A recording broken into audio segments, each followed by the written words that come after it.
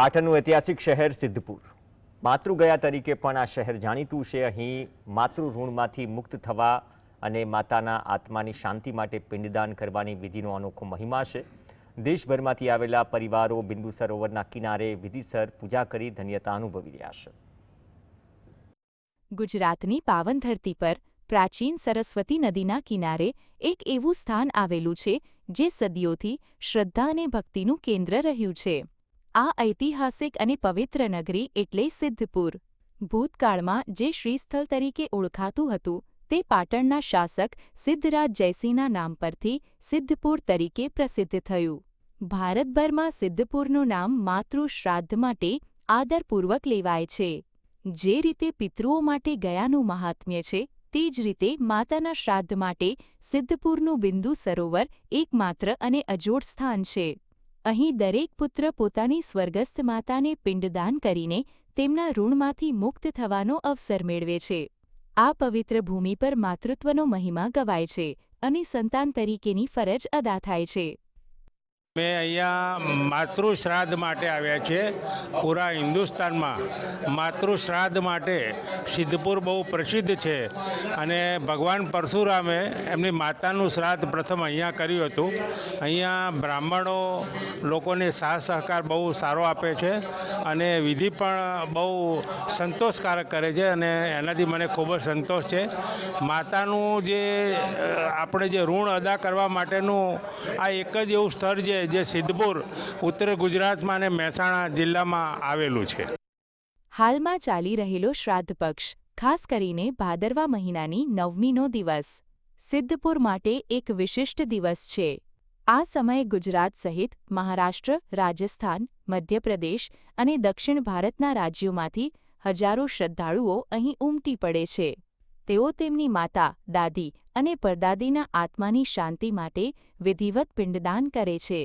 આ વિધિ માત્ર એક ધાર્મિક ક્રિયા નથી, પરંતુ માતૃપ્રેમ, સમર્પણ અને કૃતજ્ઞતાની એક ભાવનાત્મક અભિવ્યક્તિ છે।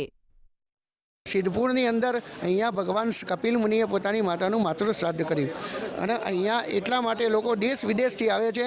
અહીંયા સ્વયં પરશુરામજી અને ડોંગરેજી મહારાજ પણ પોતે સ્વયં આવી અને અહીંયા માતૃ શ્રાદ્ધ કરી ગયા છે। ભાદરવા મહિનામાં શ્રાદ્ધ પક્ષમાં આનું ખૂબ જ મહત્ત્વ છે અને ભાદરવા વદ નૂમના દિવસે જે કહેવાય એ વખતે અસંખ્ય લોકો અહીંયા લગભગ હજારો અને 25-30 હજાર લોકો અહીંયા પિંડદાન એક સાથે કરે છે। ગુજરાત પવિત્ર યાત્રાધામ વિકાસ બોર્ડના જણાવ્યા મુજબ વર્ષે અંદાજે 47,100 પરિવારોએ અહીં માતૃશ્રાદ્ધની વિધિ કરી હતી, જે આ તીર્થના મહત્વને સાબિત કરે છે। શ્રદ્ધાળુઓ તીર્થ ગોળ દ્વારા થતી પૂજા વિધિથી સંતોષ વ્યક્ત કરે છે અને માતૃ ઋણમાંથી મુક્ત થવાનો આનંદ અનુભવે છે।